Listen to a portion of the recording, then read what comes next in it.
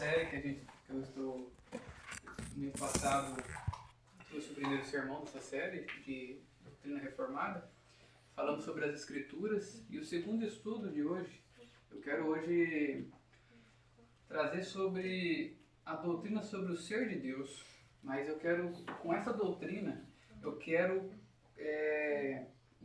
mostrar para vocês o quanto a sociedade e muitas pessoas que professam ser cristãs, elas não estão adorando o verdadeiro Deus. Em outras palavras, eu quero mostrar para vocês o quão errado está a ideia de sobre Deus que muitas pessoas hoje acreditam. E isso não tem nada melhor de a gente mostrar esse erro e mostrar para vocês realmente a verdade, senão pelas Escrituras. Estudamos no estudo passado, então, que a única forma de nós ter um conhecimento verdadeiro sobre Deus, um conhecimento da salvação, estar seguro do que crer e do que fazer, senão está nas Sagradas Escrituras. Então, qualquer coisa que cremos, praticamos, não está nas Sagradas Escrituras, considere isso um trabalho em vão. Considere isso, no final das contas, perdição. Qualquer coisa que creiamos, que creiamos, praticamos e vivemos, trazemos para nossa família, para nossas vidas, não está baseado nas Escrituras, considere isso algo ateu, porque ateu, porque todas as ideias planos que fazemos, tudo o nosso casamento, trabalho, como eu expliquei no estudo passado, tudo tem que estar baseado nas Escrituras. Muitas vezes que eu já expliquei, a gente não vai ter mandamentos explícitos, mas vão ter princípios ricos e preciosos para aplicarmos em cada situação. Então, o segundo texto de hoje, como eu coloquei no grupo lá, é o Deus que reina. É o nosso estudo de hoje, essa série que eu só acho que é 5 sermões. Vamos estar estudando sobre a doutrina reformada. E nada melhor do que você desfazer a falsa crença, o erro, a falsa doutrina ensinada hoje em muitas igrejas e por muitas pessoas que se dizem cristãs. Uma introdução para a gente se aprofundar nesse tema e assim a gente for pulando em tópico por tópico, porque vai ser 8 tópicos que a gente vai estudar, mas não são tópicos grandes, né? Vamos ficar aqui umas 2 horas falando. A gente vamos estudar então sobre isso. E meus irmãos, se tem uma questão então que vivemos hoje em dias em que a imagem de Deus tem sido distorcida. Existem muitas religiões e todas as religiões trazem uma imagem distorcida sobre Deus. Elas vão amenizar algumas coisas a respeito do caráter verdadeiro de Deus e vão exaltar outras coisas. Eles vão tentar fazer um Deus conforme as suas vontades, seus interesses, conforme as suas tendências, suas emoções, seus partidos, seus grupos partidários, por exemplo. Então vão tentar moldar Deus conforme as suas paixões egoístas, conforme o seu pecado. Então, meus irmãos, se tem a questão da imagem de Deus. Já não se fala mais com reverência. Essa é uma questão muito preocupante. Como há essa distorção da imagem verdadeira de Deus, o que acontece? Com muitas distorções sobre a respeito de Deus e nulas fundamentos sobre o caráter de Deus que ouvimos tanto hoje, o que causa isso? Qual que é o efeito disso na sociedade? Qual que é o efeito disso sobre a igreja? Quando você tem muitas distorções sobre Deus, da pessoa de Deus, mas ao mesmo tempo você não tem um posicionamento fundamentado correto. Qual que é o grande perigo disso tudo? Que é uma coisa que está enchendo as igrejas e a sociedade. Uma falta de reverência. Porque se você não tem o conhecimento de Deus verdadeiro, você não tem uma reverência sobre a sua majestade e nem sequer você teme a sua soberania. Então, você perde a reverência, o respeito, o senso de honra, a necessidade de glorificá-lo. Entende? Porque toda a sua necessidade, todo o seu gosto, toda a sua vida, você vai distorcer para que Deus apenas te apoie e que Ele te motive você continuar naquele estilo de vida, se aquele estilo de vida faz você se sentir bem. Porque o que importa não é assim que eles falam, Deus quer você feliz. E nessa fase, e que tem nessa frase, não estou ligando para o que você faz de errado, somente se aquilo te faz feliz. Você está vendo o peso dessa frase? É um exemplo, tá, gente? Tem diversos. Se você for para começar a reparar nas formas como as pessoas falam sobre Deus, vocês vão perceber isso. E infelizmente isso cria o quê? Uma falta de temor, reverência e necessidade de glorificar a Deus. Então Deus tem sido transformado em um auxiliar emocional. Deus tem sido transformado em um motivador de autoestima, um validador de sentimentos. É o que muitas pessoas hoje têm.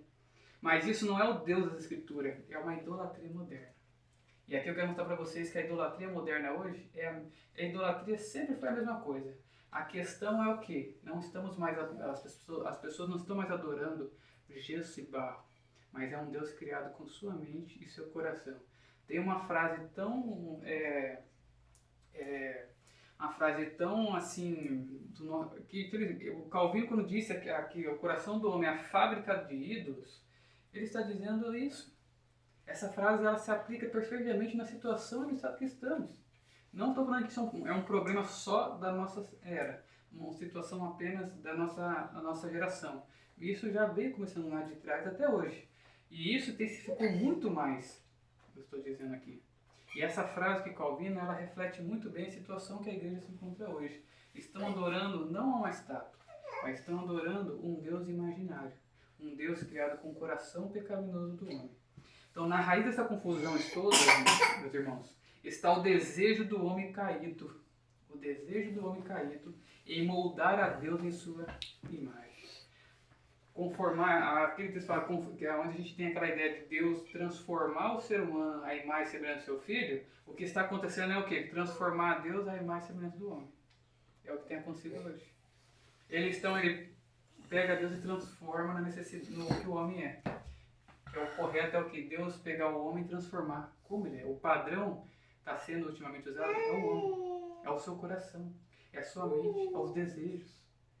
É o pecado dentro de nós. Está moldando Deus conforme. Isso é uma loucura, idolatria escancarada. Então, na raiz dessa confusão está o homem tentando isso. Preferimos um Deus que não exige arrependimento, isso é claro, que não confronta o pecado e que aprova nossas vontades. E quando você tem um Deus dessa maneira, você tem um ídolo no seu coração. Nós temos um ídolo no nosso coração. Quando desejamos um Deus que não nos exige arrependimento. Um Deus que ele aprova nossas vontades, como eu disse para você. É importante você ser feliz. Deus quer você feliz, independente da situação que você esteja. Então, meus irmãos, esse estudo, nós preparei ele para que pudesse trazer mostrar esse perigo que estamos enfrentando. Devemos combatê-lo e, ao mesmo tempo, eu quero mostrar para vocês que devemos restaurar a visão correta sobre Deus. A visão nossa bíblica sobre Deus tem que permanecer fiel às Escrituras. Ao Deus exaltado, bíblico e santo.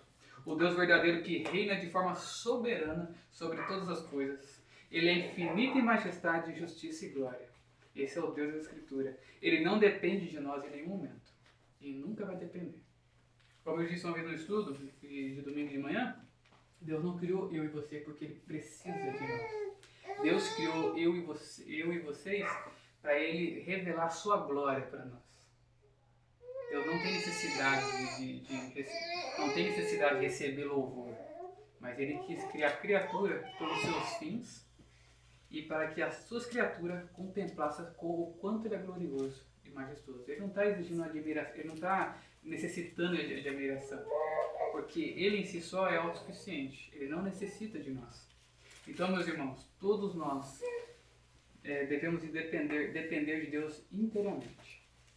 Sem essa visão correta de Deus, então, meus irmãos, não podemos glorificar a Deus. Não há temor. Não há honra a Deus. O que há nisso? Pecado, idolatria. Toda a prática, então, meus irmãos, se torna vaidade. Tudo que você faz na sua vida e dentro da igreja é vaidade. Por quê? Porque você não está usando o padrão. Você trocou esse padrão por si mesmo, então você vai usar o quê? Tudo aquilo que é conforme a sua vontade. No culto, tem que ser assim, porque Deus ordenou. Quando você tem uma visão distorcida de Deus, você vai ter uma visão não só da pessoa de Deus, mas toda a doutrina. Porque tudo você tem que se encaixar conforme o seu Deus que você criou agora. Entende? Então o culto vai ser deformado e desfigurado. A tua santificação vai ser desfigurada. Toda a prática será vaidade. Toda adoração será contaminada. Mas onde Deus é conhecido em sua glória, o coração então é quebrantado, meus irmãos. A alma se cala e a verdadeira esperança nasce. porque esse Deus não é moldado conforme nossas paixões, mas ele é revelado a nós pelas santas sacras escrituras. Amém? Vamos dar início então ao primeiro tópico. Quem é Deus? Abre comigo em Êxodo 3,14, meus irmãos.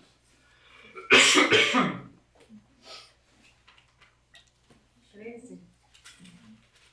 3,14. Quem Deus é?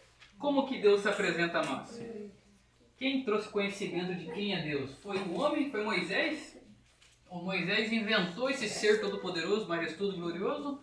Ou Moisés recebeu essa revelação de quem Deus é? Todo mundo encontrou? Silêncio, que o pai está explicando as coisas, não tem interrupção. Não fica com graça. Então, meus irmãos, o que nós temos aqui? Deus se apresentando a Moisés. Quando lemos então essa declaração, meus irmãos, de quem Deus é, o que a gente tem aqui? O que Deus fala aqui nesse versículo? Vamos ficar somente no nome de Deus.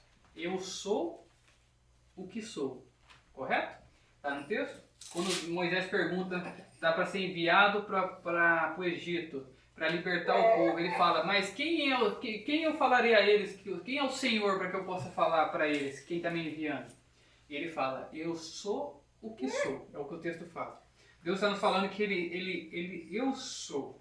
E quando lemos essa declaração sobre o nome de Deus, ele está se apresentando como eu sou o que eu sou. E por trás dessa palavra, meus irmãos, há o nome de Deus, com quem Deus é. O seu caráter está expresso nessa frase, nesse nome. Isso nos revela, meus irmãos, que quando Deus fala eu sou o que eu sou, que ele é autoexistente. Quando você lê eu sou o que eu sou, que é o nome de Deus que ele deu a Moisés, ele está dizendo eu sou autossuficiente, através desse nome. Não somente isso, mas ele também está mostrando que ele é imutável. Eu sou o que eu sou autoexistente, eu sou imutável e eu sou eterno. Ele está dizendo isso para Moisés. O grande eu sou, não é o que você acha que eu sou, é o que eu sou. Ele está apresentando isso para Moisés. Então, quando ele se apresenta a Moisés e dá esse nome, ele está nos indicando que ele não depende de ninguém para existir, meus irmãos. Que não está limitado ao passado, não está limitado ao presente, não está limitado ao futuro. Deus, meus irmãos, não está confinado num lugar. Deus está presente. Deus está perto. Deus está conosco.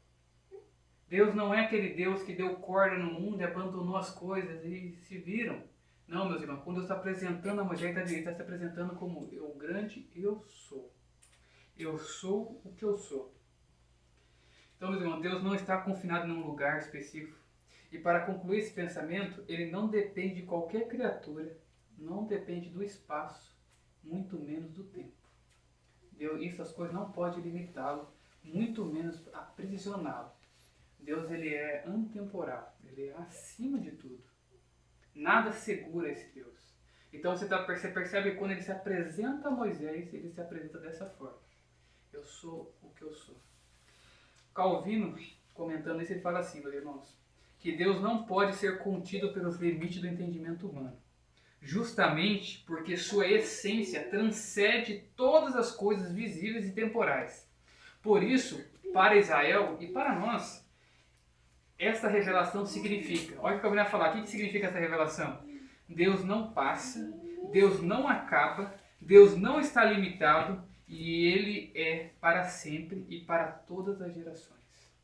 Isso que Ele se apresentou a Israel, a Moisés, para que levasse ao povo do Egito, era isso, eu não passo, eu sou o que eu sou e eu sou para sempre e para todas as gerações. Então essa ideia que Deus era uma coisa no Antigo Testamento e hoje é outra, totalmente cai por terra nisso aqui. Ele continua sendo o mesmo Deus daquela forma, que era lá atrás. Se vocês forem olhar, não precisa abrir, mas Salmo 115:3 é também nos apresentado que não só ele é autossuficiente, não só que ele é autossuficiente, imutável e eterno, mas também é nos mostrado que ele é soberano, esse Deus da Bíblia. Ele é santo, está em Isaías 6. Ele é onipotente, está em Jó 42:2. E ele é onisciente, Hebreus 4:13. Então, meus irmãos, Deus não é como o homem. Ele é transcendente, que ele está acima, transcende o natural, esse mundo. E ele é glorioso. Então, primeiramente, quem Deus é? Deus é eu sou, quando ele se apresenta a nós. Deus, então, ele é um espírito infinito, como diz o Catecismo de Westminster, ele diz a seguinte coisa: Deus é espírito infinito, Deus é eterno, ele é imutável em seu ser, sabedoria, poder, santidade, justiça, bondade e verdade. Essa é a pergunta da questão 4 do Breve Catecismo de Westminster, nos traz isso. Quem Deus é? Deus é espírito e todos os seus atributos é nos exposto. Agora, ponto 2. A gente viu quem é esse Deus. A gente viu que esse Deus para muitos, se eu apresentar dessa forma a Deus, as pessoas não vão conhecer que esse Deus é dessa forma. Como assim Deus ele não é ele não depende da sua criatura? Como assim ele não precisa da minha adoração? Como assim ele transcende todas essas coisas? E como assim você falou que Deus ele está conosco? Mas se ele está conosco, como que existe tanto coisas ruins acontecendo? Que é a dificuldade da pessoa que não compreende sobre Deus. Mas a gente viu quem Deus é. E agora o que eu quero mostrar para vocês que uma outra questão é que as pessoas acham que Deus, que o Senhor, ele precisa de mim e de você. Como eu falei na introdução, ele não precisa. Então a gente tem que quebrar esse pensamento. Deus não precisa do homem. O homem é que precisa de Deus. Esse é o nosso ponto 2. Abre em Atos 17, meus irmãos. Verso 24 e verso 25. Então nós estamos aqui para primeiro mostrar para vocês o ídolo que muitos que estão adorando hoje nas igrejas e muitas pessoas que se dizem religiosas ou pessoas mesmo que não têm religião, mas dizem que acreditam em Deus, o quanto elas estão adorando um ídolo. Atos 17, verso 24 e 25. Eu vou ler aqui para os irmãos. O Deus que fez o mundo e tudo que nele existe, sendo ele Senhor do céu e da terra, não habita em santuários feitos por mãos humanas, nem é servido por mãos humanas, como se de alguma coisa precisasse, pois ele mesmo é quem a todos dá vida, respiração e tudo mais. Amém. Então, meus irmãos, o que a gente aprende aqui nesse texto de Lucas? Deus não é carente de adoração. Deus não está necessitando da minha oração e de você. Eu não fui adorar, Deus vai ficar triste comigo, bravo comigo, porque eu tenho que ir lá adorar. Não é o fato. Quando a gente fala assim, que temos um dever de adorar a Deus, não confunda com que se Deus não precisasse. Mas ao mesmo tempo temos que entender que Deus ordena a adoração, porque Ele é o Criador. Então temos um mandamento para adorar Ele. Porque Ele é o nosso Deus, Ele é o nosso Criador, independente de que a pessoa seja. Ele é o Criador, Ele é o Deus único e verdadeiro. Entende? Então toda criatura depende dele para viver, respirar e existir. O homem moderno, então, ele inverte essa questão toda, meus irmãos. Como? Imagina um Deus carente, que existe para satisfazer os desejos humanos, por exemplo. Eu tenho que ir lá, e daí Deus vai me fazer eu sentir bem, ele vai me dar promessas. Então as pessoas criam aqueles jargões proféticos para ficar repetindo, como se a repetição daquilo fosse concretizar aquela promessa falsa que ele recebeu de um falso pastor. O que percebeu nesse texto, então, meus irmãos, quando nós lemos ele? Primeiro, Deus não depende do homem. E segundo, o homem é que depende de Deus. Então, quando eu falar para vocês, Deus depende de mim, ou Deus necessita da minha adoração, quando você percebe que a pessoa se sente muito especial por Deus, é essa ideia da pessoa estar como se Deus necessitasse dela, precisasse dela, da oração dela, do louvor dela, mas não. O texto de Atos, é claro, Deus está dizendo através de Lucas que Deus não precisa de templos, sacrifícios para sobreviver. É nos mostrado que Ele é todo autossuficiente. Nesse texto você vê isso claro. Todo autossuficiente, Ele não tem necessidade de nada, você lê nesse texto. Então Deus não precisa de nós para ser autossuficiente. O que o texto fala? Deus não fez o mundo e tudo que nele existe. Deus fez o mundo e tudo que nele existe, sendo Ele o Senhor dos céus e da terra, e Ele não habita em santuário feito por mãos humanas, nem é servido por mãos humanas. A ideia é o que? Não está necessitando. Deus não precisa da gente. O que Deus, quando a gente percebe muitas vezes, é o que acontece. O povo, muitas vezes, Israel, fazia aquela adoração externa. preocupava com os arranjos. Então o que eles faziam? Sacrifícios. O que eles faziam? Além dos sacrifícios, eles faziam a guarda dos dias. Mas o coração deles estava naquilo? Jamais. Eles estavam em outra coisa. Então o que Deus faria? Vocês tentam me agradar com isso, mas eu não tenho prazer nessas festas suas. Quando vocês fazem essas festas, é como uma abominação para mim. Ele está dizendo. Ao contrário do que dizem e como ensinam por aí, esse texto só mostra que estão todos errados, meus irmãos. Querendo se passar por sábios, acabam se tornando e se mostrando loucos. O homem que traz essa ideia de que Deus necessita dele, que ele é importante, que a minha oração é o que faz a diferença, a minha intercessão, quando eu vou cultuar a Deus, Deus ele se agrada, então ele me abençoa com algo. Está totalmente errado, meus irmãos. Está mostrando um Deus que não é o Deus bíblico, o Deus verdadeiro. Somos nós parte da sua criação. Nós, estou falando aqui limitando aos homens. Nós, parte da sua criação que depende unicamente do nosso Senhor, do nosso Deus. Nós que precisamos dele para não deixar de fora então, toda a criação. Toda a criação depende de Deus. Todos nós somos carentes do poder de Deus. Somos carentes da sua misericórdia, da sua bondade, do seu amor. Meus irmãos, é nós que precisamos de Deus para sobreviver. Tanto sobreviver como para respirar, para comer, para existir. Vocês imaginam que sem Deus nós não iríamos existir. Porque Deus vivia em plena harmonia, em pleno sossego. Não estou falando que agora ele não tem, mas em pleno sossego, em plena paz, uma comunhão gigantesca com a Trindade. E num certo momento, ele, se pode dizer isso, num momento ele criou todas as coisas. Trouxe o homem à existência, trouxe os anjos, trouxe tudo que conhecemos hoje à existência, meus irmãos. Então isso mostra que somos dependentes dele e não ao contrário, Deus de nós, porque o Criador de todas as coisas é ele. O que entendemos aqui? Que Deus não é um gênio da lâmpada. Quando falamos isso, então, Deus necessita de nós. Deus precisa de nós, meus irmãos. Quando essa palavra, muitas pessoas usam a Deus como um gênio da lâmpada. É só fazer um pedido, fazer uma campanha, uma troca. Vocês estão entendendo o que é isso? Quantas igrejas a gente vê hoje fazendo essas promessas? Ó Deus, se você salvar minha família do caos, eu vou para a igreja. Ó Senhor, se você fazer tal coisa, eu vou ser batizado. Se o Senhor necessita, entendeu? É como se Deus necessitasse da pessoa. É como se Deus necessitasse que você fosse batizado. Se você viesse à igreja. Entende? Então, o problema hoje dessas igrejas, dessas pessoas, que essas pessoas estão proliferando essa falsa doutrina sobre Deus, é mostrar que Deus é esse Deus carente do homem. Como se Deus fosse um mordomo pessoal. Está ali só para te servir. Troca com ele, faz lá uma campanha de 7 sexta-feira. Deus vai te abençoar. Vamos fazer um culto de quebrando as correntes, 9 elos vamos quebrar.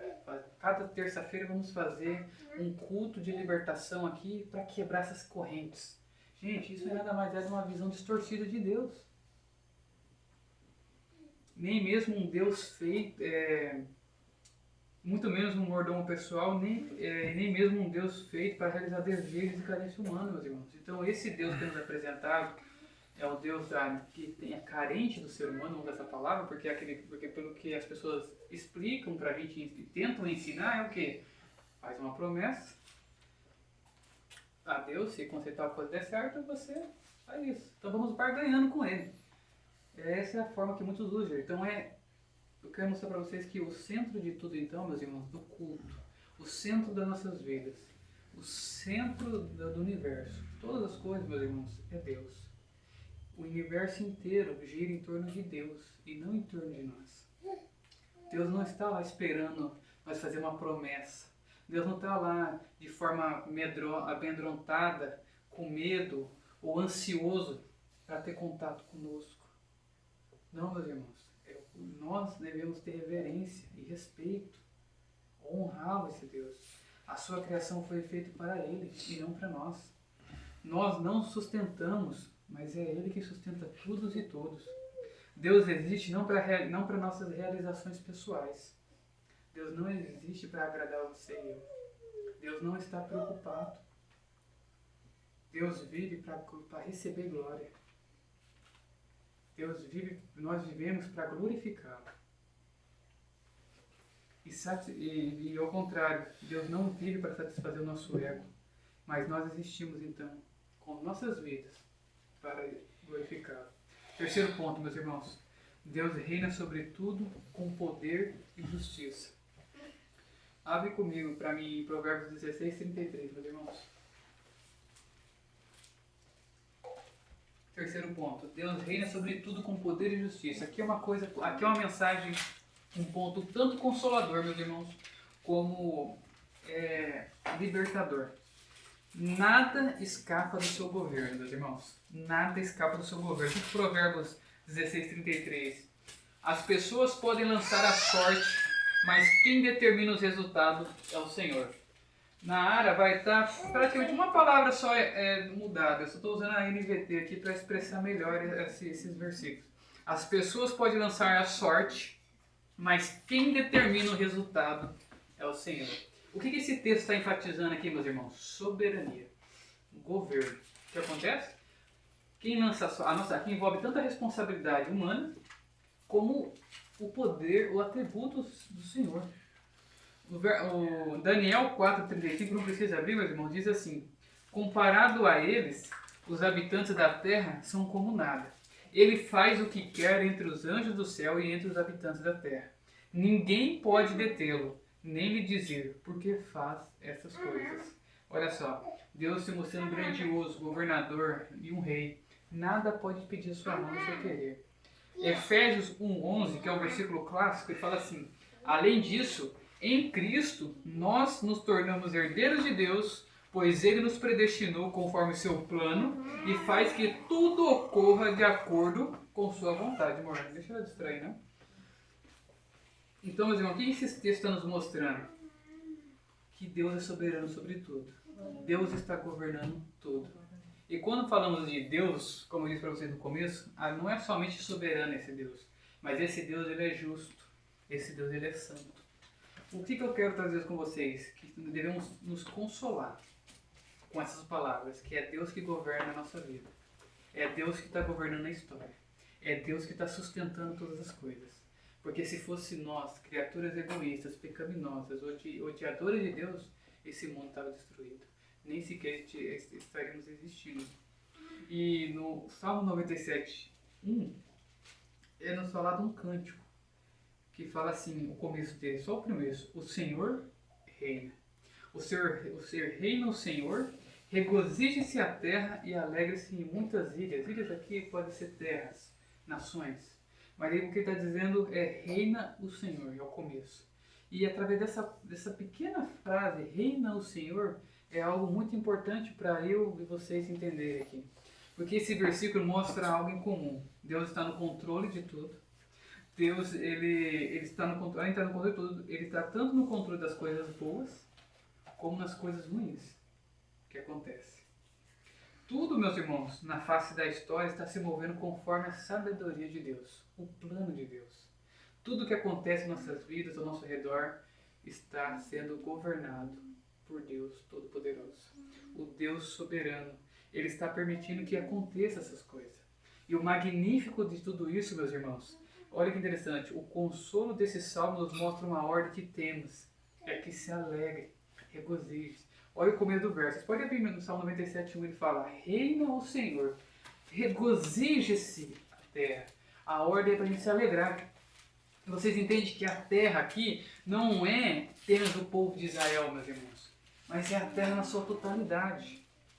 Reina-se a terra. Por quê, meus irmãos? Porque o reino do Senhor, como bem sabemos, não se limita às fronteiras de Israel. Cristo está reinando, meus irmãos, hoje. E o seu reinado se limita somente naquele país? Não, é sobre todas as terras. Qual que é a promessa que o Senhor dará a todas as nações aos filhos? Então o Senhor está reinando sobre todas as coisas. O que ele está mostrando aqui é que não podemos ser consolados, porque não tem, meus irmãos, a ordem aqui, esse salmo é nos mostrar que devemos se alegrar, se regozijar, porque Deus soberano, santo, amoroso, bondoso, meus irmãos, sábio, está governando a história. Ele não é uma criatura egoísta. Criatura, não me perdoa. Deus não é uma criatura egoísta que está controlando a terra, como eu disse, mas é um Deus santo, bondoso, alegre, amoroso, que está governando todas as coisas. Nós, se estivesse em nossas mãos, tudo estaria acabado. Mas podemos nos alegrar, porque a história, o curso da história não está indo assim no aleatório, como se Deus tivesse abandonado todas as coisas e virado as costas para a sua criação depois depois da queda. Não, meus irmãos, Deus está Deus está firmado, Deus está, como eu disse para você no começo, Deus está próximo de nós hoje.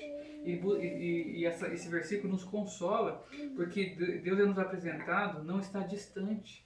Se o Senhor falou que Ele está governando, quer dizer que o mundo não está à torta e direito.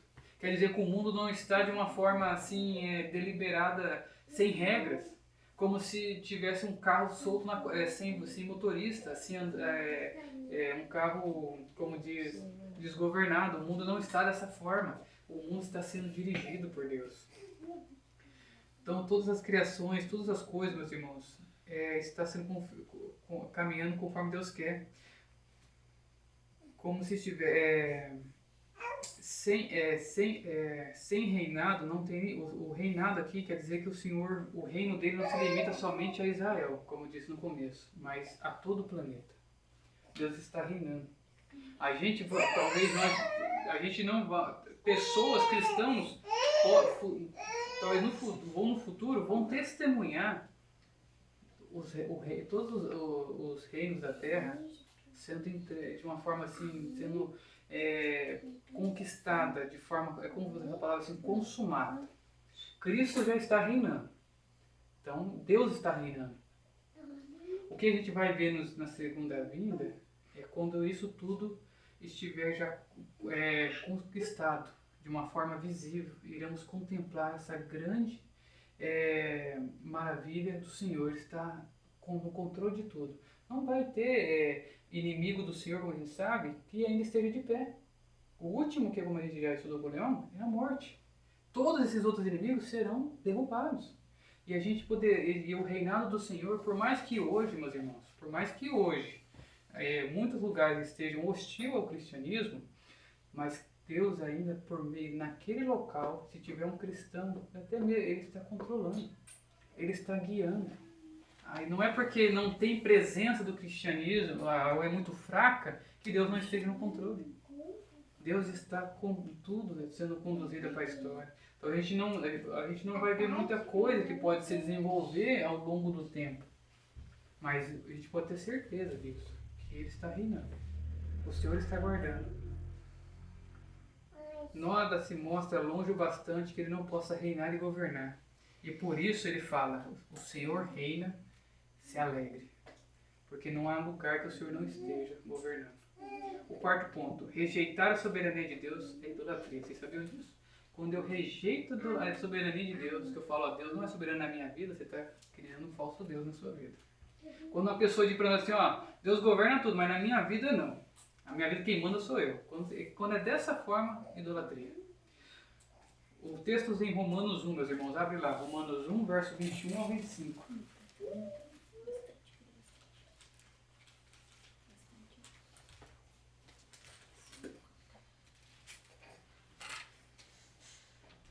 Romanos 1, 21 ao 25.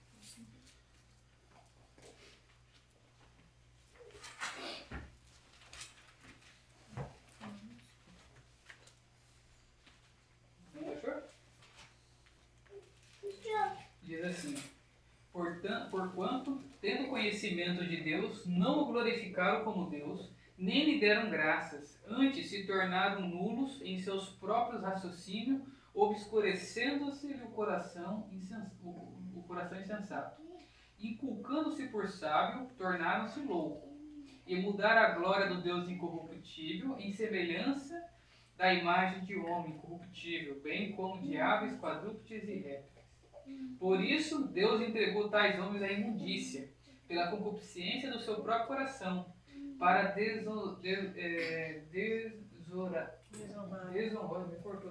desonrarem o seu corpo entre si. Pois eles mudaram a verdade de Deus em mentira, adorando e servindo a criatura em lugar do Criador, o qual é bendito eternamente. Amém. Então o que a gente tem aqui? Os homens rejeitaram a Deus. Qual que é a consequência do pecado?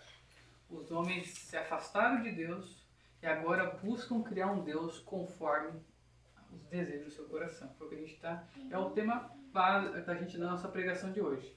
É o homem criou um Deus conforme do seu coração. O desejo pecaminoso do seu coração. É o que a gente está estudando hoje. Então, rejeitaram o Deus verdadeiro.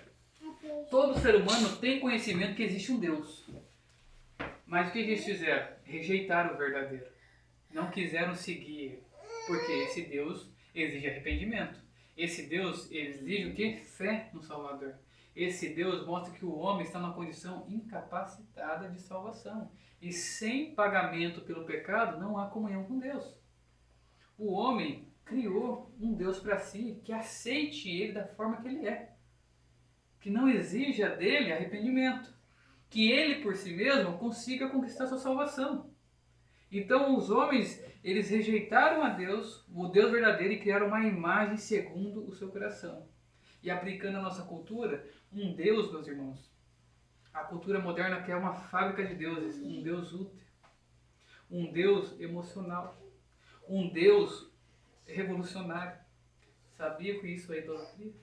Um Deus que é criado conforme as nossas necessidades, uma forma de qual ele revela a Escritura.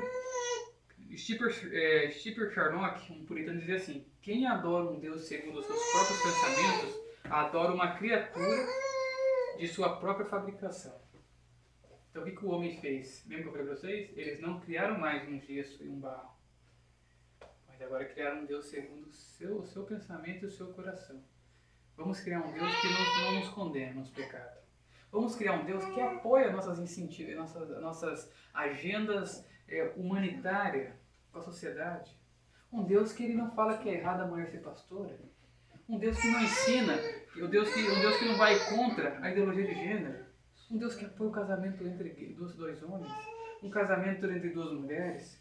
Vamos dizer assim, um Deus que não reprova, um Deus que não reprova os pais não corrigirem os filhos. Então você entende que essas pessoas criam um Deus que apoia o desejo pecaminoso delas. E isso dentro da igreja. Pastoras, casamento entre pessoas do mesmo sexo, e por aí tem inúmeros pecados. O apóstolo Paulo descreve o processo de negação espiritual do homem. O homem conheceram a Deus, mas não glorificaram e nem lhe deram graça. É o que a gente percebe no texto. O segundo ponto, o resultado disso, então, ele conheceu a Deus, mas eles não glorificaram e não deram graça. Qual que é o resultado? Seus pensamentos se tornaram vãos, porque eles excluíram a sabedoria. Eles excluíram o conhecimento verdadeiro de Deus. Não procuraram conhecer esse Deus, mas o negaram. Se tornaram então vãos em seus corações, insensatos e obscurecidos. O que acontece? Quando eu estou num local escuro e só tem uma luz ali, se eu me afasto mais daquela luz, o que acontece? Eu fico mais em trevas, correto? Quanto mais o homem se afasta de Deus, o homem natural, mais o seu coração fica escurecido pelas trevas, pelo pecado. Aí as loucuras pecaminosas vão crescendo. As bestialidades, as aberrações, as loucuras que pensa e fala são cada vez maiores. Porque esse homem está se afastando de Deus. Correto? Então quanto mais ele se afasta, ele nega esse conhecimento, nega quem Deus é, mais ele se obscurece nos seus pensamentos. Então, em vez de ele adorar o Criador, ignorado. Agora, mas nós temos uma necessidade muito grande de adoração dentro de nós. Porque nós somos criados para adoração. Então, se eu não quero adorar o Deus verdadeiro, quem que eu vou adorar? Ou você mesmo. Aí você se torna um ateu. Ou você vai adorar um falso Deus. Aí os deuses têm que escolher tudo que tipo de gosto tem. Então, eles vão adorar a criatura, que é o que nos fala no texto. Então a cultura moderna não escapa desse padrão. Não faz ídolo de barro ou de pedra, mas eles concedem uma imagem errônea sobre Deus. a própria semelhança deles e para servir as suas próprias paixões. O que é um Deus útil? Vocês entenderam? É um Deus feito para realizar desejos e fornecer prosperidade. Conhece alguma igreja, alguma coisa que prega esse Deus? O Deus útil. Estou ruim hoje. Deus útil. O que é esse Deus útil? É isso. É um Deus que foi feito para realizar desejos e fornecer prosperidade. E o que é um Deus emocional? É um Deus carente que precisa de amor e de atenção do homem para ser completo. É aquele Deus que a gente trabalhou um pouquinho mais atrás. E o que é um Deus revolucionário? Aqui é o que está mais crescente hoje. É um Deus politizado, adaptado para justificar agendas humanas. O que é agenda aqui? A agenda humana, meus irmãos, vocês têm uma ideia disso aqui? A agenda humana é a agenda do sucesso e do conforto pessoal. Como assim? O homem organiza a vida para perseguir os status, as riquezas e os prazeres, colocando isso acima de tudo, correto? Qual que é o resultado disso? Deus passa a ser visto como um simples meio para alcançar a prosperidade pessoal. Quem quer ser rico? Vai lá na igreja, vai ter hoje culto de tal coisa. Meu irmão, se você pegar esse envelope e você depositar valor X por mês, Deus vai te abençoar. Esse Deus, essa agenda pessoal, esse Deus aqui que revolucionário, é esse Deus que as pessoas servem hoje. É um Deus que é usado como um meio para a prosperidade. Um meio para você alcançar os seus objetivos. Esse é o Deus revolucionário. O segundo ponto, quero que vocês entendam isso. A agenda política e ideológica. O homem torna uma ideologia, um partido, então ele se torna, por exemplo, esquerda. E direita também tem umas coisas, mas esquerda. Se torna de esquerda, o que ele vai adotar? Comunismo, feminismo, controle de natalidade, por aí vai. Ele vai se tornar isso. O que vai acontecer?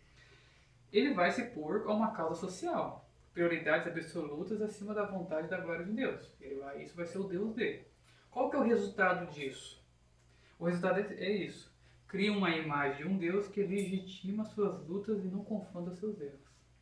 Então eu entro no lugar das mulheres e busco igualdade em tudo. O que vai acontecer? Ah, mas isso a Bíblia não apoia, não vai falar. Não vai apoiar porque você não conhece direito. Então eles vão criar um Deus que aprova esse tipo de coisa. Como eu falei no começo, aprova o feminismo, aprova o aborto. E assim vai indo. Inúmeros resultados que essas pessoas vão criar por si um falso Deus. E o último exemplo é uma agenda do relativismo moral. Como assim? O homem estabelece sua propriedade, suas próprias regras. Então, eu sou o que eu quero ser, não você o que as pessoas querem que eu seja. É o que é a frase clássica. Então, você é o que eu quero ser. O que você quer ser? Aí ela vai ver, eu quero ser eu me sinto uma mulher no corpo de homem. E assim vai começar, aí ela fazendo as regras dela, ela se moldando com essa ideologia. Daí o casamento, olha, eu não acho só certo que ela tem homem e mulher, eu acho também entre do mesmo sexo. Então essa pessoa criou uma regra para ela que o que ela acha certo e errado. O padrão não é mais as escrituras, já passou longe. E ela não está levando mais a glória de Deus e Deus em consideração disso tudo. Ela teve que ignorar todas essas coisas para ela ter isso. Então o que ela vai fazer? Mas os outros ainda estão apontando que isso está errado. O que eu tenho que fazer? Ela desprezou a lei de Deus, então ela tem que criar um Deus e adaptar esse Deus para não condenar suas práticas, mas ao contrário, aceitá-las. Venha do jeito que você está e permaneça do jeito que você vê. Deus aceita você do jeito que você é. Essa frase tem um peso atrás, se não for bem esclarecida, que é como se a pessoa, você pode ser todo jeito, quem você quiser, tem que Deus te aceita. Essa frase traz um pouco da ideia de que Deus, você vê do jeito que você está e permanece do jeito que você vê. Mas na verdade, quando você vai a Deus verdadeiramente, Deus te muda pela sua palavra, Ele te transforma. Ele muda seu caminho e seu caráter. E traz glória para o seu nome através da transformação das nossas vidas. Agora esse Deus, que essas igrejas que adotaram o casamento gay, essas igrejas que tem pastoras, essas igrejas que tem tudo, é o Deus que elas pregam, é o Deus que aceita o erro delas. Assim, o que Deus chama de pecado, o Deus dela diz que não é. E o quinto ponto, falsas imagens de Deus na atualidade. Qual que são as falsas imagens de Deus? O que a gente tem hoje? A gente talvez não escuta esse nome, mas o que essas pessoas, como elas olham para Deus e esperam de Deus, diz muito. Por exemplo, tem aquelas pessoas que gostam de pregar sobre o tipo, vou usar essas palavras aqui, um Deus coach. Como é assim? Existe para motivar. Não, Deus está te motivando, vamos, caminhe, vai, busca seus sonhos, realize. Então isso é um Deus coach. A pessoa serve esse Deus aqui dessa forma. Tem aquele Deus terapêutico, que apenas te dá consolo emocional. Só consola. Não fala que está errado, não fala que é pecado, não chama arrependimento, só te consola. Tá tudo bem, meu irmão. Essa tempestade da sua vida vai passar. Não estou dizendo que é errado consolar. O que eu estou dizendo é que é só consolar. Ele não diz que está errado. Esse é, com outras palavras, alguns chamam como Deus terapêutico. O Deus permissível, ele nunca disciplina e nunca condena. É só coisa boa. Não existe pecado lá, não existe nada. Ninguém vai para o inferno também pelo jeito. Só coisa boa. O outro, o Deus socialista, ou revolucionário, que a gente viu, é uma mistura ideológica com teologia, que é onde mistura essas ideologias de gênero, essas coisas tudo, e maquia elas com a linguagem cristã para ficar mais fácil de aceitar entre o público. E o último é aquele Deus que é manipulável pelo homem. Ele faz tudo do jeito que eu quero, eu determino, eu declaro, e assim caminham as coisas. Tudo isso são ídolos criados para consolar, mas não para santificar. Esses deuses aqui que eu apresentei para vocês, que hoje infelizmente tem e é pregado sobre eles, é um Deus que só traz consolo, mas não exige arrependimento. Não condena o pecado. É um Deus que não adverte. E é um Deus que ele não santifica. E o sexto ponto agora, meus irmãos. O chamado à reverência. Então, diante do estabelecimento de quem é Deus, como a gente viu no começo, e depois a gente viu qual que é o Deus que está sendo pregado na sociedade, que a gente viu hoje, diversos tipos de deuses que pessoas pregam, ensinam, e às vezes cristãos são pegos falando isso, sem ter conhecimento. Porque ficou muito fácil você só chegar e despejar, mas poucos vão comparar que aquilo que estão ouvindo realmente é verdade. Poucos vão se incomodar se aquela frase, como ela foi construída e anunciada, se ela está contradizendo algum princípio bíblico, se ela está apresentando o verdadeiro Deus, se ela não está tirando a glória de Deus. Muitas pessoas hoje, elas aceitam as coisas porque as coisas fazem bem para elas. Mas o problema é que até as coisas que são boas, nós temos que desconfiar. Não é só porque elas são coisas que nos fazem nos sentir bem, que elas não devem ser examinadas pela Escritura. Então, o sexto ponto, meus irmãos, é o chamado a reverência e temor. O crente verdadeiro teme a Deus, pois o conhece como Ele é. Essas pessoas que têm esses tipos de vários deuses aí, que vivem nessa idolatria, não reverenciam a Deus. Elas vivem uma vida sem temor. São aquelas igrejas são aquelas pessoas que dizem assim, ó, Deus só olha o coração. Então, se eu estiver fazendo uma coisa errada, mas a motivação está certa, Deus está vendo o coração, é o que importa. Não tem problema uma irmã andar com roupa sensual, porque o que importa é o coração. Não tem problema o irmão andar daquela forma, se vigiar, porque o que importa é o coração. Ou como que ele lida com a família, como que ele lida com o trabalho, as coisas, o que importa é o coração. Você está vendo a desculpinha farrapada? E se olhar o coração é pecaminoso. E a pessoa que fala isso não tem conhecimento. Agora, o cristão que conhece verdadeiramente o Deus das Escrituras, que é o Deus que foi apresentado a Moisés no monte, na sarça ardente, o Deus que nós conhecemos e lutamos pregando todo domingo, cada devocional, o Deus da Escritura, quem o conhece, teme. A sua vida é transformada, a sua família é transformada, a sua vida ela é mudada. Quem teme a Deus não negocia a verdade para agradar os homens. Quem realmente conhece a verdade não troca pela mentira. John Owen falava assim, não é possível honrar a Deus e moldá-lo à nossa imagem ao mesmo tempo. Você tem que abrir mão. Ou você honra Ele ou você não honra. Não tem como você acreditar numa mentira, ao mesmo tempo tentar honrar o Deus com essa mentira. Porque essa mentira vai trazer desonra a Ele. Não vai estar glorificando a Deus. O cristão verdadeiro, então, meus irmãos, sabe que qualquer tentativa para se alcançar a sabedoria é vã, e sem antes não conhecer a Deus verdadeiramente, qualquer tentativa para interpretar a vida, porque Abre para mim lá em Provérbios 9:10, meus irmãos. Qualquer tentativa que você usa para interpretar a vida, as coisas como acontecem, se você buscar isso fora de Deus, você é louco.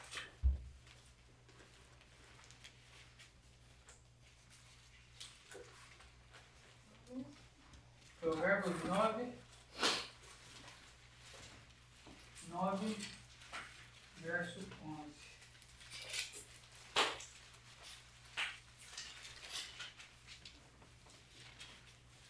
Verso 10, perdão. Verso 10, o que diz? O temor do Senhor é o princípio da sabedoria e o conhecimento do santo é prudência.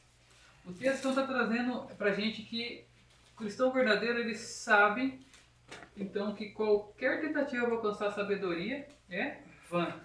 Por quê? Se a base, não está falando só da base aqui, mas todo conhecimento, toda uma vida, se não for pelo princípio de conhecer a Deus primeiro, quem Deus é, tudo é em vão. Se você tentar interpretar a sua vida sem Deus, é loucura. Se você tentar a sua família, criar ela de uma forma sem Deus, também é ilusório. Pode ser os melhores conselhos, mais sábios desse mundo. Se não tiver Deus, é tudo em vão e perdido. Minha vida, meu trabalho, todas essas coisas, porque Deus é o padrão a ser seguido. Então qualquer tentativa para interpretar a vida sem levar a Deus em consideração é loucura ilusória. Temer a Deus, então, meu irmão, o que é temer a Deus? É uma disposição de honrar e glorificar a Deus no nosso coração. Se você tentar glorificar a Deus somente nas práticas, mas não tiver o desejo no coração, é em vão. Tem que estar ligado às duas coisas, coração e prática. Coração e a vida. Se você tiver apenas a prática, mas não tiver o coração nisso, é perdido. Porque o princípio da sabedoria é o conhecimento de Deus. E Deus não quer ser glorificado e honrado somente com as nossas mãos, com os nossos lábios, mas tem que ser do nosso íntimo. Aquilo que fazemos tem que ser motivado por amor a Deus. Em obedecê-lo, em glorificá-lo e honrá-lo. E sétimo, meus irmãos, um exame do coração. Quero perguntar para vocês, qual é a imagem de Deus que você carrega em sua mente? Qual que é o Deus que você e eu servimos? Qual que é o Deus? É o Deus das Escrituras? É o Deus revolucionário? É um Deus coach que só quer te motivar para você conquistar os seus interesses? Ou é o Deus das Escrituras que exige daqueles que o servem arrependimento, fé no seu Filho, uma vida de santificação, de santidade? Tem buscado consolo em submissão? Aceita o senhorio de Deus ou tenta usá-lo para os seus próprios fins? O que a gente faz, meus irmãos? Essa mensagem é para nós examinar nós mesmos. Não estou dizendo aqui que nós estamos aqui, estamos fazendo errado. Mas talvez a gente, querendo ou não, em alguns momentos da nossa vida, pode ser que a gente tenha adotado alguma coisa disso. A ideia aqui é nós levar um autoexame para não cairmos nessa idolatria da sociedade. Você se submete a Deus da Bíblia ou ao Deus das emoções? Ao Deus o Deus que necessita de nós? O Deus que necessita só somos submissos aí porque as coisas vão bem. Quando as coisas não vão bem, a gente deixa ele de lado. Temos que cuidar sobre isso. O que é o Deus da emoção? Deixa eu explicar melhor para vocês. É muito caracterizado por seguintes coisas. Primeiro, a pessoa julga a veracidade da sua fé pelo sentir. Eu creio em Deus, eu me submisso aí, mas só quando as coisas vão bem. Depois que as coisas começou a descarrear tudo, eu me mostro submisso à sua vontade, eu vou buscar as coisas resolver do meu jeito. Isso é servir o Deus das emoções. Então a pessoa julga a veracidade da sua fé pelo sentir ou por momentos espirituais, e não pela fidelidade à palavra de Deus. Se não sente algo, pensa que Deus está ausente ou está falhando. Nossa, as coisas estão dando tudo errado na minha vida, acho que Deus está falhando na proteção, no cuidado comigo. Esse é o Deus da emoção. Só quando as coisas vão bem na nossa vida, na nossa família, que as coisas vão bem, que é verdadeiro. Terceiro, Deus que só existe quando me sinto bem. A pessoa só busca ou fala com Deus quando está feliz ou precisa de consolo emocional. Quando está triste, zangada ou duvidosa, abandona a fé ou pensa que Deus a deixou. Essa pessoa que acredita nesse Deus emocional, ela busca a Deus, ela ora, ela lê a Bíblia, ela faz de tudo quando Deus, as coisas na sua vida estão indo bem. Mas quando as coisas estão indo tudo errado, quando ela se zanga, acontece uma tragédia na sua vida, ela larga da igreja, abandona a fé dela, e ela até fala assim, Deus não está fazendo o serviço dele direito, não está cuidando de mim. Então são essas pessoas que acreditam num Deus emocional. E o que a gente tem aqui, por último? O consolo para os quebrantados. O Deus que reina é o mesmo que salva pecadores quebrantados, meus irmãos. Sua soberania garante que nenhum dos seus será perdido.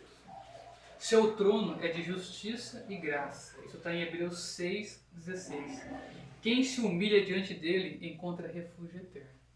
Esses deuses que eu falei para vocês que muitos estão seguindo, eles podem até ser deuses palatáveis, bons aos olhos da sociedade do homem, mas nenhum deles tem poder para garantir a vida eterna para vocês, para ninguém. Nenhum deles são fiéis o suficiente para cumprir aquilo que eles prometeu.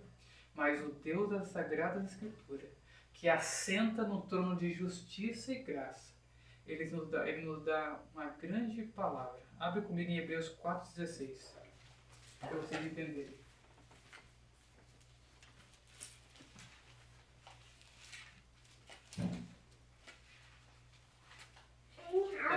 Coisa para dar, só um pouquinho, está acabando. Hebreus 4,16, meus irmãos. 4,16.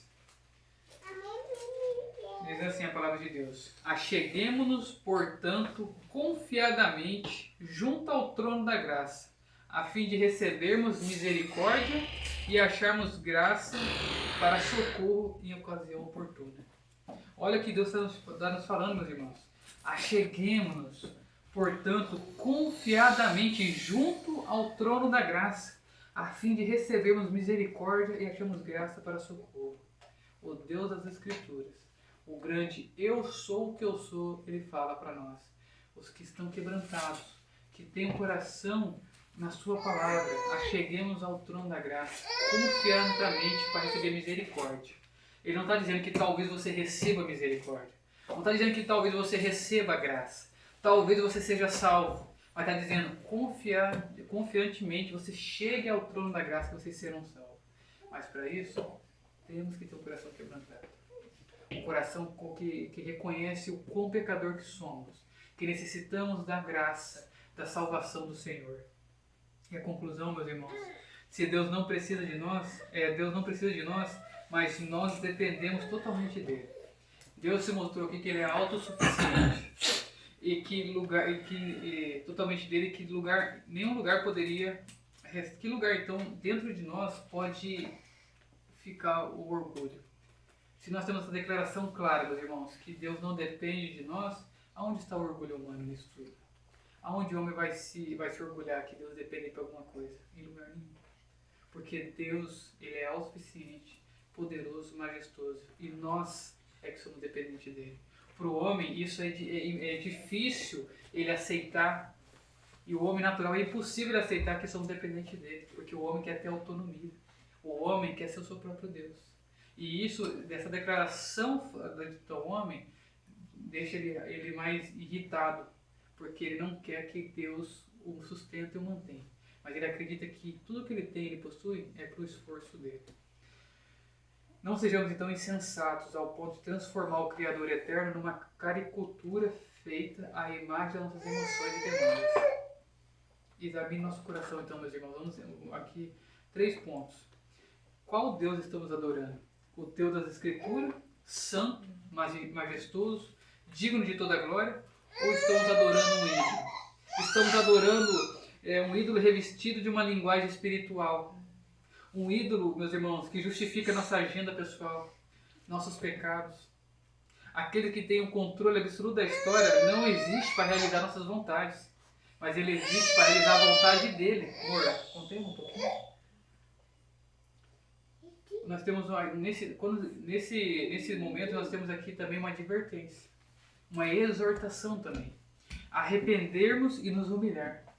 Se percebemos que temos tentado transformar o Deus das Escrituras num Deus útil ou num Deus emocional para alimentar nossas próprias carências, este é o momento de abandonar essa linguagem falsa e se lançar nos pés do Senhor verdadeiro. Por isso que ele chama aí para.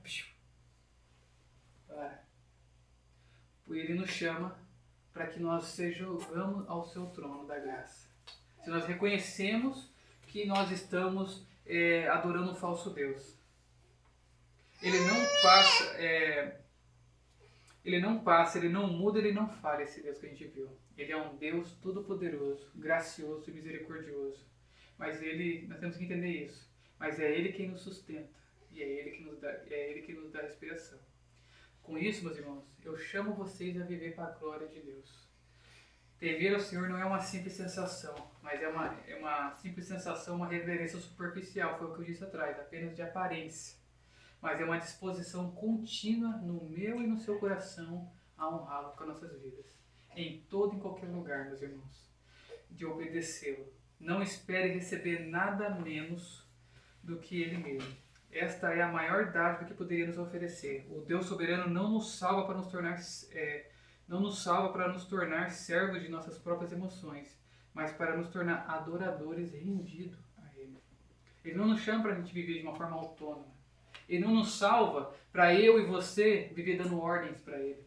Ele não nos salva porque Ele está querendo a nossa comunhão conosco. Mas Ele nos salva para a gente viver servindo a Ele, honrando a Ele, glorificando. Para nós se tornar adoradores rendidos à Sua majestade e glória.